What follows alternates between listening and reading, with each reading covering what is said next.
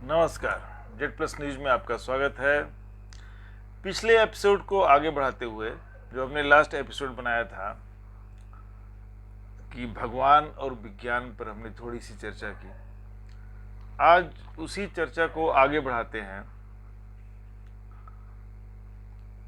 कि पूजा। हमने देखा है लोग बहुत पूजा पाठ करते हैं, कभी मैंने भी किया है, अपने माता पिता को देखा है और तमाम दूसरे लोगों को देखा है। पूजा क्यों की जाती है? पहला प्रश्न हमारा ये है कि पूजा करते क्यों हैं। तो जवाब ये आएगा, जो कॉमन आंसर है इसका जवाब ये आएगा कि अपनी मनोकामना को पूरी करने के लिए, अपनी इच्छाओं को पूरी करने के लिए पूजा करने से भगवान खुश होगा, ईश्वर खुश होगा, अल्लाह खुश होंगे। जो जिसकी इबादत के जो तरीके हैं, और वो आपकी मनोकामना को, आपकी इच्छा को पूरा करेंगे। पूजा इसलिए करते हैं कि अगर बिजनेस व्यापार है तो वो अच्छा चले, कोई शारीरिक तकलीफ है तो वो दूर हो जाए, किसी चीज़ की इच्छा है और वो पूरी नहीं हो रही, जैसे बच्चे नहीं हैं तो वो हो जाए, और पढ़ने लिखने वाले बच्चे हैं तो अच्छे से पढ़ाई लिखाई करें, कहीं लड़ाई झगड़ा चल रहा है तो वो ख़त्म हो जाए।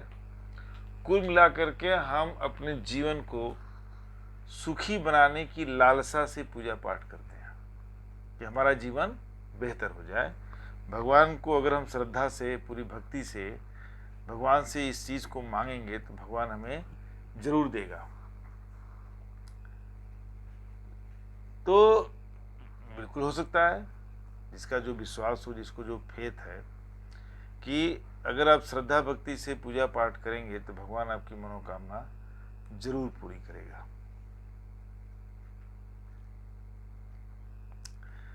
मैं आपको ले चलता हूं दूसरी तरफ कि ये कैसे मालूम आपको कि आप भक्ति से, पूरी श्रद्धा से, पूरे भाव से पूजा पाठ करेंगे तो भगवान आपकी मनोकामना पूरी करेगा। आपको कैसे पता चला? तो आप कहेंगे कि भाई हमने अपने माता पिता को देखा, अपने दादा दादी को देखा, अपने नाना नानी को देखा, या दूसरे जो जानने वाले लोग हैं उनको ऐसा करते हुए देखा। अब वो हैं अगर दुनिया में, अगर आप उनसे पूछें कि आपको कैसे मालूम कि पूजा पाठ करने से भगवान खुश होंगे और मन चाही इच्छाएं पूरी करेंगे, मनोकामनाओं को पूरा करेंगे, तो वो भी आपकी तरह बोलेंगे कि उन्होंने भी अपने माता पिता, अपने दादा दादी, अपने नाना नानी और दूसरे पूर्वजों को देखा था। तो अगर आप उसी सीरीज को में आगे बढ़िए तो सभी का उत्तर यही होगा कि उन्होंने अपने माता पिता, अपने माता पिता और फिर उन्होंने अपने माता पिता, पीढ़ी दर पीढ़ी उन्होंने इस चीज़ को देखा है। कभी सवाल नहीं पूछा। क्योंकि अगर आपका बच्चा आपसे पूछता है कि अरे माँ क्यों इस फोटो की पूजा कर रही हो, क्यों इस मूर्ति पर माला चढ़ा रही हो, तो आपका पहला काम होता है कि आप तुरंत डांट देंगे, चुप रहो, भगवान नाराज हो जाएंगे, कैसी बात कर रहे हो। यही सबके साथ हुआ रहता है, यही सबके साथ हुआ रहता है। किसी को बोलने की इजाज़त नहीं दी जाती, सबको डांट दिया जाता है कि पूछो मत। अब मैं आपको उसी सीरीज में बैक लेके चलता हूँ। आपके दादा दादी, आपके उनके दादा दादी, फिर उनके दादा दादी, उनके नाना नानी, फिर उनके नाना नानी, आप जाइए बैक में। तो क्या ऐसा आपको नहीं लगता कि कभी तो कभी रहा होगा कि किसी ने किसी को ये कहा होगा कि ऐसे पूजा करो तो भगवान खुश होंगे, ईश्वर अल्लाह जो भी हैं, और वो आपकी इच्छाओं को पूरा करेंगे। और उस कभी न कभी जिस व्यक्ति ने ये कहा होगा, उसको कैसे मालूम कि पूजा करने से भगवान मनोकामना पूरी करेंगे? क्या उसको भगवान मिले थे? अगर आप सिर्फ एक तार्किक तरीके से पीछे जाते जाइए तो कोई एक व्यक्ति आपको अंतिम में मिलेगा जिसने ये कहा होगा कि पूजा पाठ करने से भगवान खुश होते हैं। तो क्या उस व्यक्ति को भगवान कभी मिले थे और उस व्यक्ति को ये बोला था कि तुम पूजा पाठ करोगे तो मैं खुश होकर के तुमको मनचाही इच्छा तुम्हारी पूरी करूंगा, तुम्हारी मनोकामनाओं को पूरा करूंगा, तुम्हारे जीवन को सुखी बनाऊंगा। कहने का मतलब है कि जब आप तार्किक तरीके से पीछे जाएंगे तो पीछे जाते जाते जाते जाते जाते आपको अंत में आप शून्य की तरफ जाएंगे और आपको उत्तर ये मिलेगा कि वो पहला व्यक्ति जिसने ये कभी आपकी पीढ़ियों दर पीढ़ियों पीछे ये कहा था कि पूजा पाठ करने से भगवान खुश होते हैं, तो उसकी मनो क्या था, भगवान उसको मिले रहे होंगे? ये पॉसिबल है? आप कह सकते हैं कि अरे बड़े बड़े ग्रंथों और किताबों में लिखा है, पौराणिक पुस्तकों में लिखा है, तो पौराणिक पुस्तकों को किसने लिखा है? क्या भगवान ने लिखा है? पौराणिक पुस्तकों को भगवान ने लिखा होता तो मैंने पिछले एपिसोड में चर्चा की थी थोड़ी सी कि पूरी दुनिया की फिर भाषा एक ही होती, लिपि एक होती,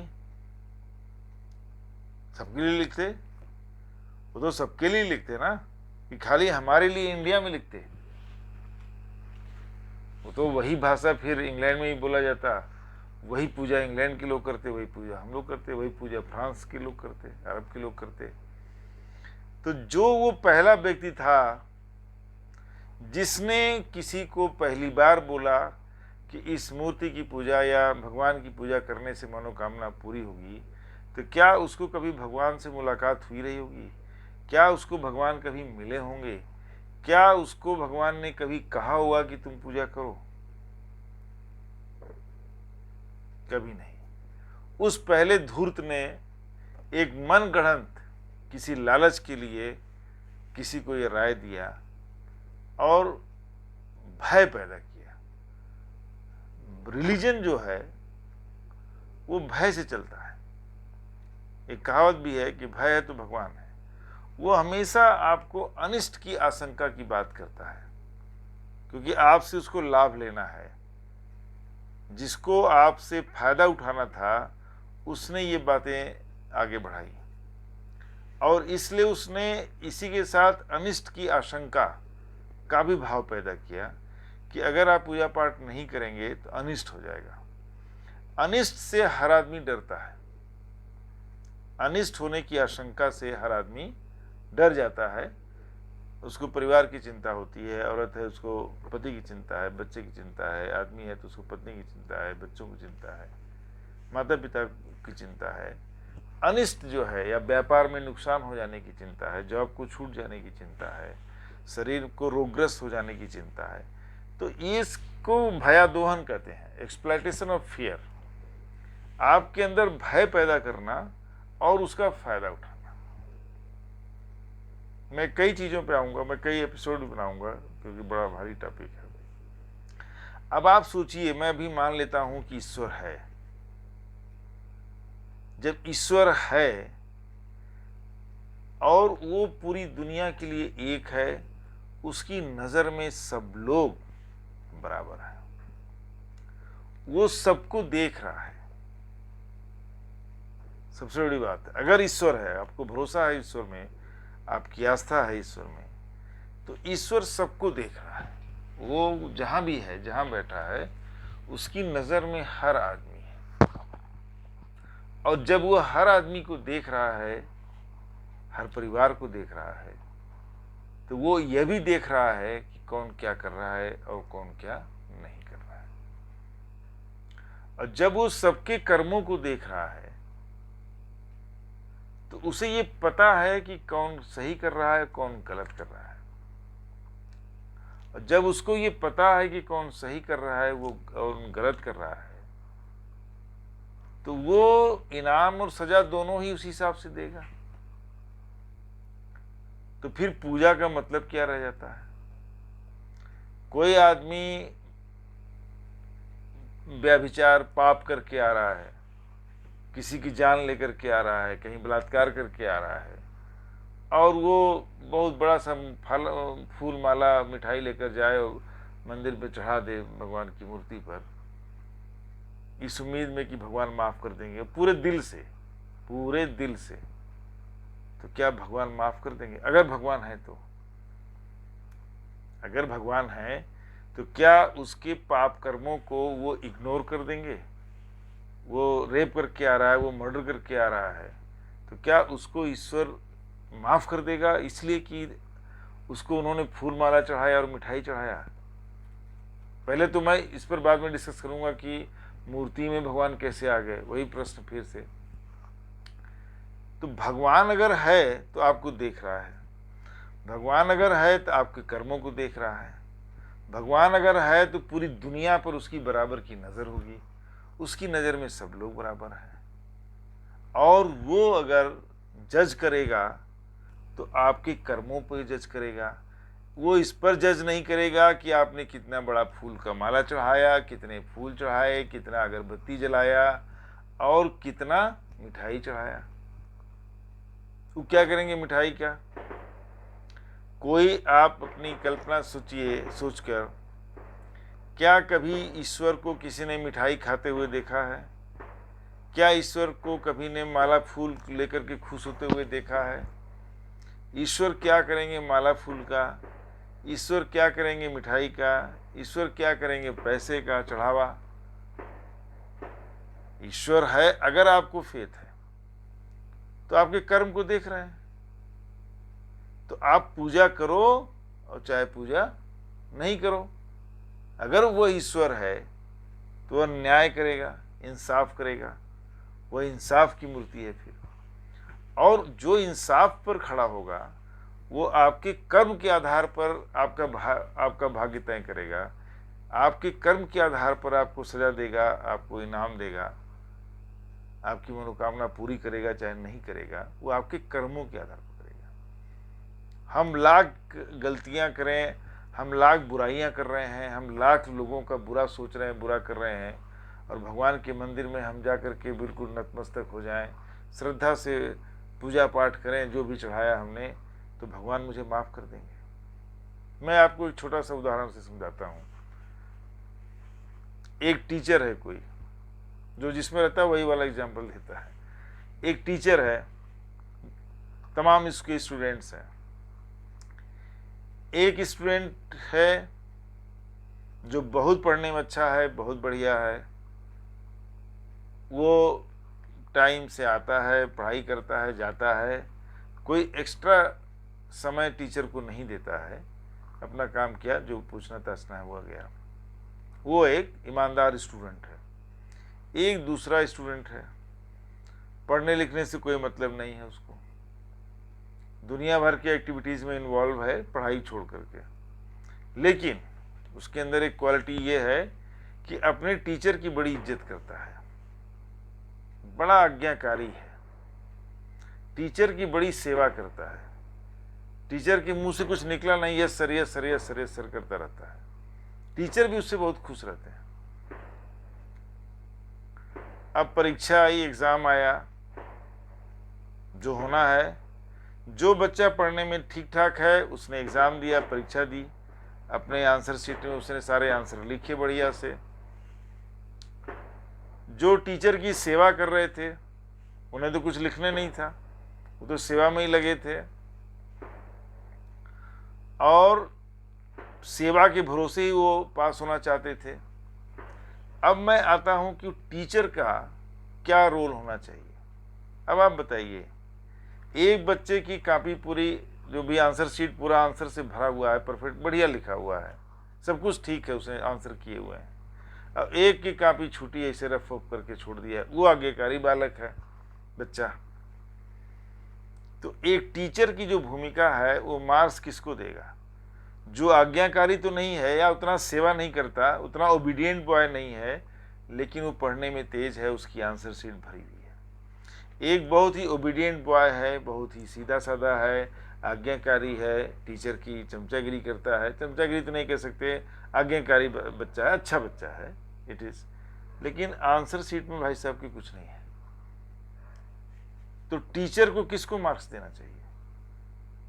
जो आज्ञा, इस हिसाब से तो यही होना चाहिए कि भाई वो आज्ञाकारी है, टीचर को पैर हमेशा छूता है, टीचर को हमेशा झुक के प्रणाम करता है, टीचर जो कहते हैं वो करता है, पढ़ता लिखता नहीं। एक है वो बदतमीज़ नहीं है लेकिन ज़्यादा चमचागिरी ज़्यादा नहीं करता कि चलो पैर छुएं, चलो ये करें, चलो वो करें, पढ़ाई लिखाई से मतलब रखता है। तो आप सोचिए, एक टीचर अगर वास्तव में टीचर होगा तो मार्क्स तो उसी को देगा जिसकी आंसर शीट में आंसर है, उसको मार्क्स नहीं देगा जिसने आज्ञाकारिता तो बहुत दिखाई है, टीचर की इज्जत तो उसने बड़ी करी है, लेकिन लिखा कुछ नहीं है। अब यहीं पर आप आ जाइए कि अगर टीचर ने जिस बच्चे ने सारे आंसर दिए उसको मार्क्स नहीं दिया और उसको मार्क्स दे दिया जिस बच्चे के आंसर शीट में आंसर है ही नहीं या बहुत कम है, खराब है, तो फिर वो टीचर नहीं। एक टीचर की नज़र में वही विद्यार्थी है जिसने आंसर लिखा है, वो विद्यार्थी नहीं है, वो मार्क्स पाने का हकदार नहीं है जिसने कॉपी को या आंसर ठीक से नहीं लिखे हैं, वो टीचर नहीं होगा। फिर एक टीचर तो वही होगा जो मेहनत को रिवॉर्ड करेगा, जो कर्म को, जिसने काम किया है उस पर मार्क्स देगा, जिसने काम नहीं किया है उसको मार्क्स नहीं देगा। यही ईश्वर है। ईश्वर आपके कर्म को देखेगा। ईश्वर अगर है, आज मैं ये मान के चल रहा हूं इस एपिसोड में कि हम मानते हैं चलो ईश्वर है, तो ईश्वर अगर है तो उसको पूजा पाठ से क्या मतलब है, ईश्वर अगर है तो उसको माला फूल से क्या मतलब है, ईश्वर अगर है तो उसको पैसे से क्या मतलब है, क्या करेगा पैसे का। आप देखते हैं कि पुजारी वहीं से जवानी से बुढ़ापा में आ जाता है, पूजा में वहीं लगा रहता है, जजमानों से जो भी श्रद्धालु आते हैं उन्हीं से पैसे ऐंठने के चक्कर में रहता है। तो ईश्वर को ये सब लेकर क्या होगा। अगर आपको ईश्वर में फेथ है तो आप कर्म कीजिए, वो आपके कर्म को देख रहा है। आप कितनी बार मंदिर जा रहे हैं, कितनी बार मंदिर में जाकर के घंटों आप घंटी बजा रहे हैं। अगर जितने ये बाबा लोग हैं, जितने धीरेन्द्र शास्त्री और कौन कौन जितने भी हैं, अगर इनके अंदर आध्यात्मिक शक्ति होती, अगर इनके पास ईश्वर की शक्ति, कहते हैं ना ये तो अपने को भगवान मानते हैं, तो ये आपसे डोनेशन नहीं मांगते, आम लोगों से ये डोनेशन नहीं मांगते, इनका तो खजाना भरा रहता। और खजाना क्या, जब जिसके ऊपर ईश्वर की कृपा होगी वो तो जो चाहेगा तुरंत उसको हाजिर हो जाना चाहिए। कभी आपने देखा है कि मंदिर में, कहीं भी आप जाइए, मंदिर का मतलब है सारे पूजा स्थल, वहाँ कोई चीज़ अपने आप पैदा हो जाती हो, फलों का थाल अपने आप आ जाता हो, प्रसाद की थाली अपने आप आ जाती हो, पैसा अपने आप आ जाता हो, मंदिर खुद अपने आप बन गया हो, कभी सुना है? क्यों नहीं बन गया? भगवान खुद अपना घर नहीं बनाए, कभी बनाए? उन्हें घर की जरूरत क्या है? अगर ईश्वर है तो हर जगह है। तो जब आप ईश्वर की पूजा करने के लिए माला फूल चढ़ाते हैं, मिठाई चढ़ाते हैं, आप ईश्वर को लालच दे रहे हैं, आप पूजा नहीं कर रहे हैं, आप ईश्वर का अपमान कर रहे हैं। आप ईश्वर को लालच दे रहे हैं कि आप मिठाई खाइए, आप माला फूल लीजिए, प्रसाद खाइए, अब मेरा कुछ काम कर दीजिए, ये तो घुस देना हुआ। तो आप एक तरह से ईश्वर को अपमानित कर रहे हैं, आप पूजा नहीं कर रहे हैं, आप श्रद्धा भी नहीं दिखा रहे हैं। कहते हैं ना कि इस तरह भाई श्रद्धा से चढ़ा दिया, श्रद्धा से चढ़ा दिया तो भगवान वो लेंगे? आप क्या सोच के सोच रहे हो? अगर श्रद्धा है तो दिल में है, और ईश्वर आपकी किसी श्रद्धा को लेकर क्या करेगा? वो तो यही करेगा ना कि जो तुम्हारा काम है वो करो, तुम कर्म करो।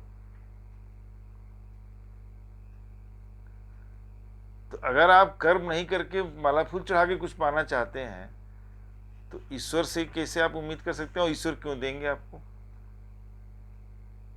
फिर तो आप एक ही जगह रहो, या तो फिर कर्म करो, नहीं तो माला फूल ही चढ़ाओ। आप बीमार होते हैं तो क्या माला फूल चढ़ाते हैं? आपको भूख लगती है तो क्या माला फूल चढ़ाते हैं मंदिर में? आपको कपड़ों की जरूरत है तो क्या माला फूल चढ़ाते हैं? आपको अंत में काम तो वही करना पड़ता है ना। आपको भूख लगी तो आपको खाना पड़ेगा, खाना बनाना पड़ेगा। आप बीमार हैं, आपको डॉक्टर के यहाँ जाना पड़ता है, जो दवाइयाँ उपलब्ध हैं, कि माला फूल चढ़ाने से होगा? और सबसे फिर आ जाते हैं प्रश्न वापस घूमकर कि क्या भगवान ने कभी किसी से कहा था कि बीमार पड़ना तो मेरे पास आना। सबसे बड़ी बात है कि ईश्वर आपको फेवर क्यों करेगा, क्यों गलत फेवर देगा। ईश्वर है भी तो सीधे आपके कर्म को देखेगा, कर्म की प्रधानता होती। यही रास्ता गौतम बुद्ध ने दिखाया। आत्मदीपो भाव, अपने अंदर की दीपक को जलाइए। हम उधर नहीं जाते हैं अभी उनकी फिलॉसफी में। तो कर्म को ईश्वर ही अगर है तो कर्म को ही देखेगा और कर्म पर ही आपको रिवॉर्ड करेगा। आपकी मनोकामना अगर है तो आप वो काम कीजिए। ईश्वर ने आपको सक्षम बनाया है शारीरिक रूप से, मानसिक रूप से, तो इसी को बात ले लीजिए। पूजा पाठ करने से तो नहीं कुछ होगा। और फिर मैं आपको ले जाऊंगा पीछे कि वह पहला व्यक्ति जिसने आपसे कहा कि पूजा पाठ करने से ये हो जाएगा, तो क्या उसको ईश्वर मिले थे कभी? आप कल्पना करके सोचिए कि क्या कभी किसी व्यक्ति को ईश्वर मिले रहे होंगे और उन्होंने ये कहा होगा कि दुनिया हमने बनाई है, मुझे खुश रखने के लिए पूजा पाठ करो और मैं खुश रहूंगा तो तुम्हारी सारी इच्छाएं पूरी करूंगा। ये सब मनगढ़ंत कहानियां हैं, लोगों को बेवकूफ़ बना करके अपना धंधा चमकाने के लिए। मिलते हैं नेक्स्ट एपिसोड में और विस्तार से चर्चा करेंगे